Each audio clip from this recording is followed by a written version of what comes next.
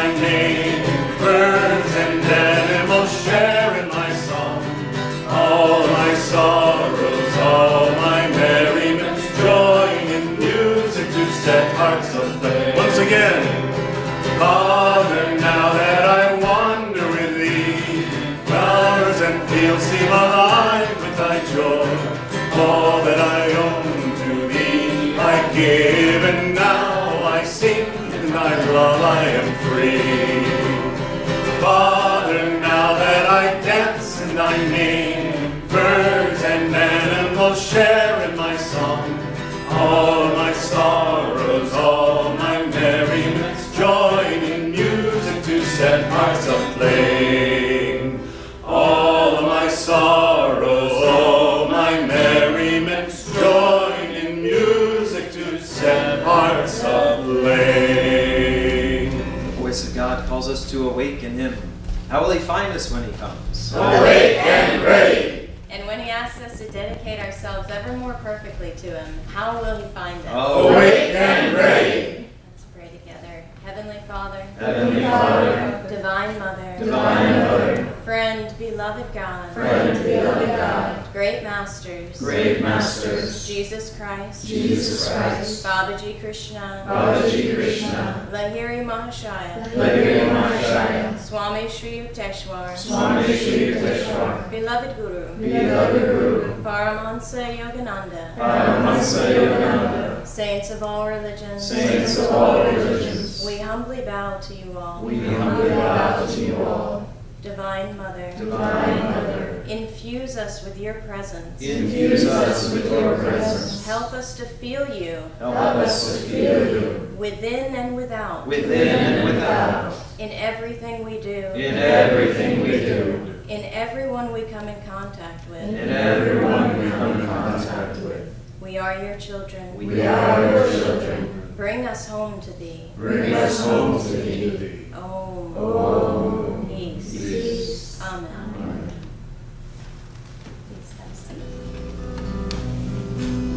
A poor little girl walking in the cold, her clothing all tattered and thin, spied a rich man standing outside a church, outside a church, outside a church, spied a rich man standing outside a church. The service about to begin. Kind sir, she said, you're an orphan child. The cold winds of winter have come. I've no place to live, not in all the world. Oh, help me find work in some home. Rich man frowned. Don't you hear that hymn? Good people have gathered in prayer.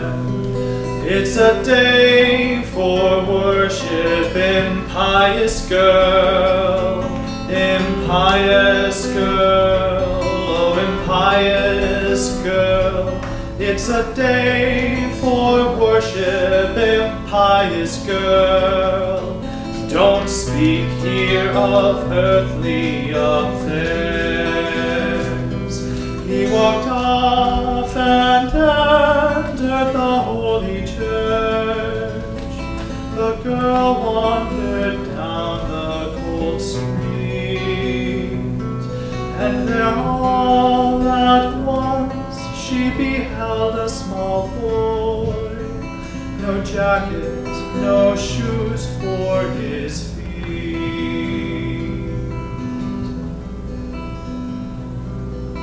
His clothing was shabby, as worn as her own. He shivered against a closed door.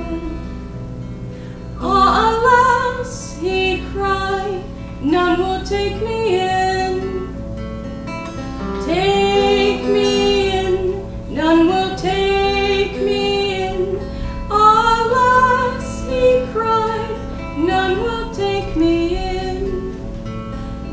I'm starving and cold, for I'm poor.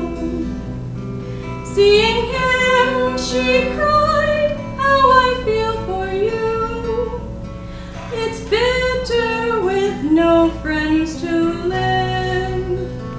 Here, please take my shawl, it's all I can spare, though it's shameful so little to give.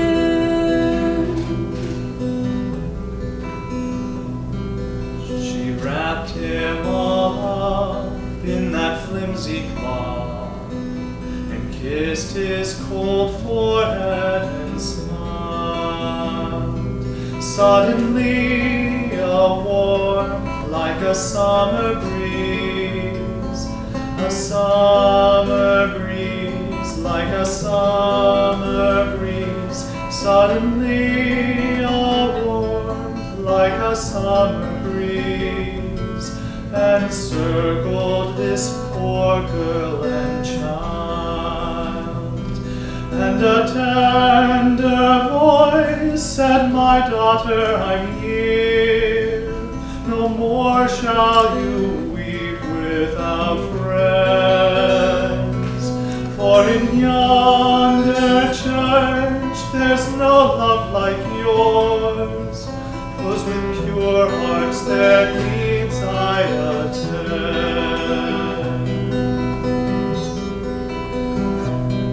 My child, and sorrows would turn to joy if they knew that to share is no loss. For its kindness softens the human heart, human heart, the human heart. For its kindness softens the human heart. I know I who died on the cross. Worship means but love, and my love you found by your gift to me here in the cold. And she saw their clothes were now worn and worn, and the shawl was now spun of fine gold. Continue to meditate calmly and intensely at the same time, offering yourself at the seat of Christ consciousness at the point between the eyebrows, as we listen to these words from Affirmations for Self-Healing on practicality. Many spiritual seekers and others with high ideals lose sight of the need to make their idealism practical. Many even resent the suggestion that they try to put an ideal into practice, as though the very effort to do so would mean somehow lessening its purity. But God is no idle dreamer. Were the universe not kept in a state of perfect balance, chaos, not harmony, would be the common state. We too should be practical in our idealism. Life to be ever expansive must be a search for truth. Will it work? Is the preliminary question to, is it true? The test of an ideal is whether it is practical or not. By practicality, we mature from the state of idle dreaming to become emissaries of the truth. Affirm with me with a strong, vigorous voice, taking control of the conscious mind, then we'll do in a normal voice, a whisper and silently. Though my spirit soars in the skies of consciousness, Though my spirit soars in the skies of consciousness, my feet and hands labor here on earth, my feet and hands labor here on earth, to make truth real to all. to make truth real to all. Though my spirit soars in the skies of consciousness, Though my spirit soars in the skies of consciousness, My feet and hands labor here on earth. My feet and hands labor here on earth. To make truth real to all. To make truth real to all. In a whisper, though my spirit soars in the skies of consciousness. My feet and hands labor here on earth. To make truth real to all. Now mentally broadcasting from the Christ center, the point between the brows. Though my spirit soars in the skies of consciousness. My feet and hands labor here on earth to make truth real to all. Pray silently with me. Let not my thoughts lift me up through beautiful clouds of imagined possibilities, unless you give me the power also to materialize my dreams. Oh, peace.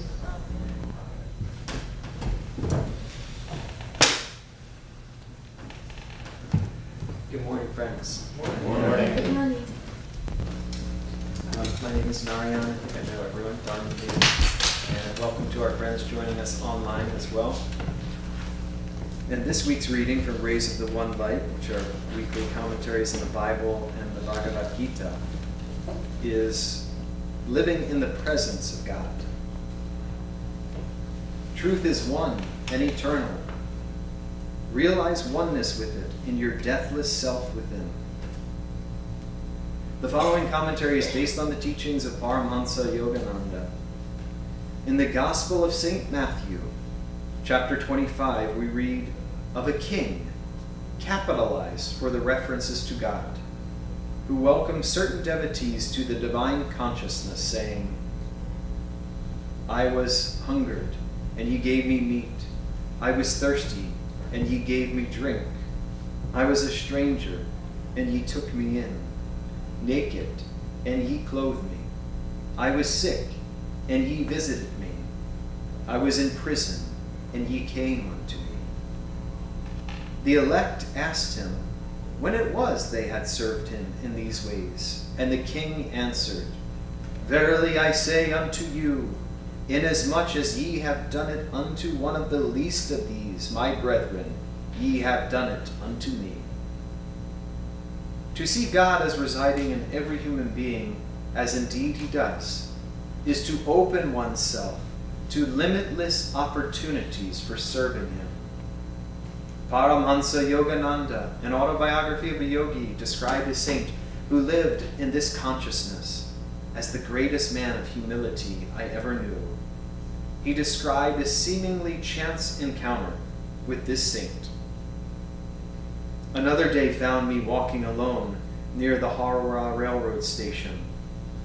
I stood for a moment by a temple, silently criticizing a small group of men with drum and cymbals who were violently reciting a chant. How undevotionally they used the Lord's divine name in mechanical repetition, I reflected. My gaze was astonished by the rapid approach of Master Mahashaya. Sir, how come you here? The saint, ignoring my question, answered my thought. Isn't it true, little sir, that the beloved's name sounds sweet from all lips, ignorant and wise? He passed his arm around me affectionately. I found myself carried on his magic carpet to the merciful presence. If you would see God, watch for him everywhere. If you would hear his voice, listen for it in all sounds, and also in their supporting silences. If you would know God, seek his wisdom behind merely human knowledge. The Bhagavad Gita in the 6th chapter states, One who beholds my presence everywhere, and all things dwelling equally in me, he never loses loving sight of me, nor I of him, through all eternity. Thus, through Holy Scripture, God has spoken to mankind. Om. Om.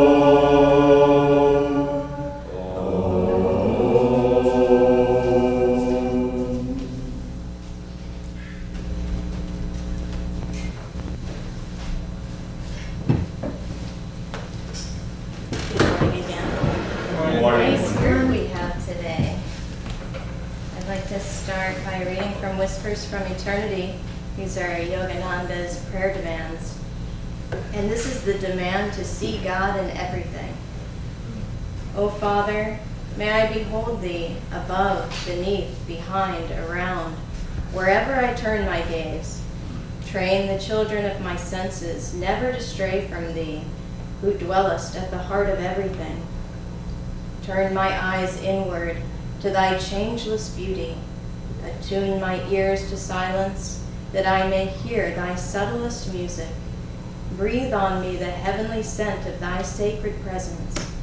Orient-wise, I will worship thee, placing the candles of my 5 senses on the altar of my love. Thus I will contact thee in the first pale shafts of dawn, absorb thee in the bright light of noon, expand in thee with the hidden glow of twilight, and merge in thee in the silver moonlight. Always will I keep alight on my inner altar the mystic taper of my love for thee.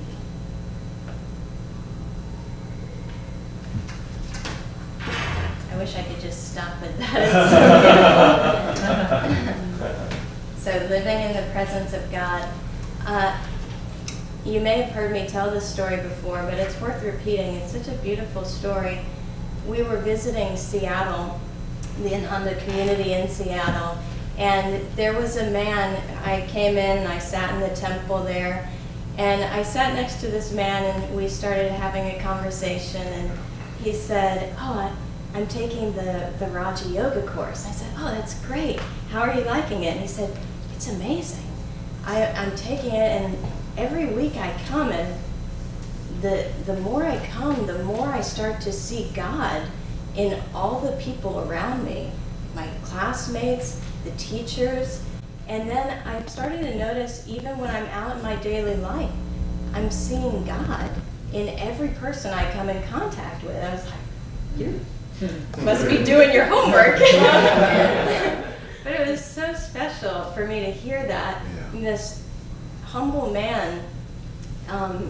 And I was reflecting on it because I don't know for sure, but I believe it may have been this topic at the Sunday service that we were attending in Seattle. And to see God in everything, there's the Beatitude, "Blessed are the pure in heart, for they shall see God."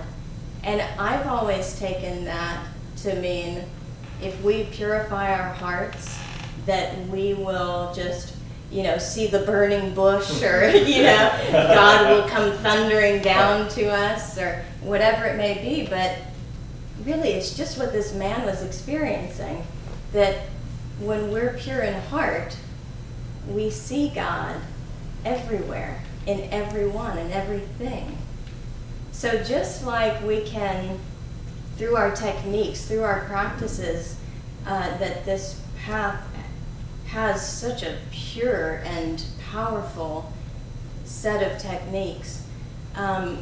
With pranayama, if you remember, with breathing, we can go inside out to affect our mind, right? So if you just happen to be in a very calm state, you pay attention to your breath. Oh, my breath is very calm and relaxed and deep right now.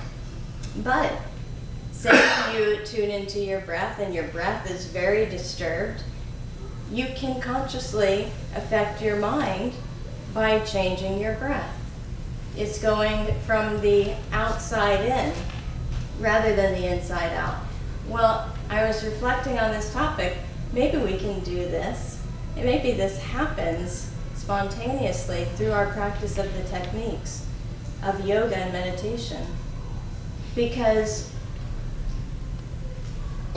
we don't necessarily come to meditation with the thought, I need more devotion, I need to learn to love God. Maybe we come to meditation, we have no relationship with God whatsoever. That was the case for me.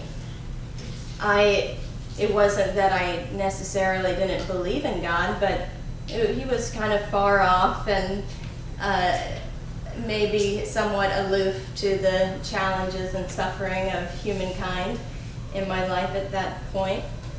So my journey through meditation was, I need some inner peace. I want to feel peace. I want to feel more love. So I started meditating, and before I knew it, my heart was starting to open. And I was like, whoa, this is interesting. I remember actually one time walking around my house in Georgia, and I felt my heart getting so big that I was like, I mean, maybe I'm like getting an enlarged heart. You know, there's some kind of medical condition or something happening here. Because I thought that my heart might actually just break my rib cage or something. It was such a strange feeling. And, you know, before that, my heart had just wall after wall that we all just naturally put up, because the heart can feel so much pain, and it doesn't feel good to feel pain. So we said, well, that doesn't feel good, I'll just close it down. But that doesn't feel good either, because especially once we started to feel that opening happening, we feel how good it feels to love freely without expectation. And then we go back to our norm of, oh, that hurt, I'm going to close down. It's like, oh my God, it feels so bad. I can't do that anymore. So we have to just keep opening and opening. But these techniques, they do that. Sri Yukteswar said we can't take one step on the spiritual path without the natural opening and unfoldment of the heart, of the love of the heart. So we take one step on the spiritual journey when we say, I want to meditate. I want to practice Hong Sa. I want to learn to concentrate. And that one step starts to open the heart. It's from the outside in. We also then, we have the job of the inside out, because suddenly, whoa, there's this new thing in my life called love, unconditional love. What do I do with that? And that, I really believe that is when we really start to develop free will. Because before that point, we're just going through life mechanically. We might think that we're making all these decisions and, oh yes, I used my free will then, and I really went against the grain on that time, but not really. I mean, karmically, it's just all set in motion. But once the heart starts opening, then we have the choice. Am I going to keep opening? Am I going to expand my love? Am I going to go with this feeling of tuning into each person and how God is reflected in that person? Or am I going to choose? Am I going to say, well, that person's cool, I like them, so God is in them, but not so much in that person. But to consciously say, I'm choosing, like this man in Seattle, I'm choosing to see God in each person, in each situation, in each circumstance. God is there. And the more that, because Yogananda said we combat our habits from within and from without, right? We have to use all of our faculties. Got to get them all going. So it's both that if we notice, hey, my heart's closing down, I have these tools in my toolbox. I have these techniques that are meant to take the step, and the heart's love naturally begins to unfold. Swami Kriyananda, there's this fun story of Swamiji when he was younger and he was traveling. I don't remember all the details, but he came across this man who, I think he drove somewhere, and the man asked him for money, and he said, sure, I don't have much, but I'll give you what I have. And he said, don't worry, I'll pay you back. I'll find you, or I'll send it to you, whatever it was. I'm going to get this money back to you. Don't you worry, because I don't want you losing faith in humanity. And Swami said, just kind of chuckled, like, if I lost faith in humanity because someone lied to me or didn't follow through on their word, I would have lost it long ago. But he was letting this man know he sees God in him and in every person. And so you can't lose faith in humanity if you're just seeing that highest God potential within each person, because we all make mistakes, we all fail many, many times, stumble, fall, just roll around in the mud. But there's still that gold underneath the mud. There's still that gold of our soul that no matter what we do, no matter how many mistakes we make, that gold is still there. So Swamiji was saying, I recognize your soul. So even if you don't follow through, I still have faith that humanity, each human, has a spark of divinity within them. I wanted to close with this story. This is a story of me when I was a little girl, and I think I was about 3, and it was Christmas time, and me and my family had just gone Christmas shopping at this big department store, and I think it was called Zayre's, and it was the best store for a little kid at Christmas time. Just all the trains and all the hoopla, and so we went there. I think it's the same time I pitched a huge fit right in the middle of the store because I wanted this little fake makeup kit so bad.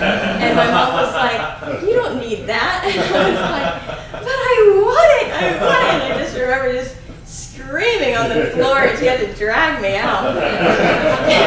Maybe it was a different time, but the same store. So after being just bombarded with all the outer Christmas stuff, the music, people shopping and, getting frantic and me just wanting, I want this, I want that, I want this, I want that, being a little brat.